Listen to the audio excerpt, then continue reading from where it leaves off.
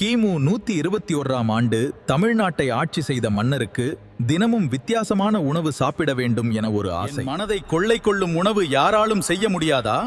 ஆம் மன்னரே, அதற்கு ஒரு வழி இருக்கிறது. ஒரு சாதாரண சமையல்காரன் அந்த சவாலை ஏற்றான். அவனுக்கு ஒரு கனவு, உலகின் சிறந்த உணவை உருவாக்க வேண்டும். அரசரின் இதயத்தை வெல்லும்.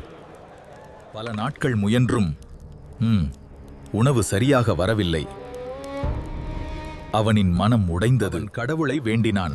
அப்போது கடவுள் முருகன் அவன் முன் தோன்றினார்.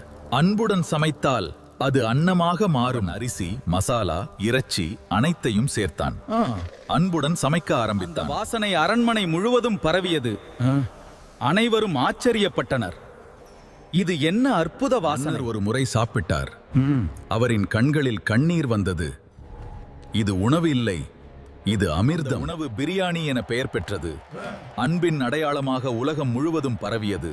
இது இனி என் இராச்சியத்தின் பெருமை.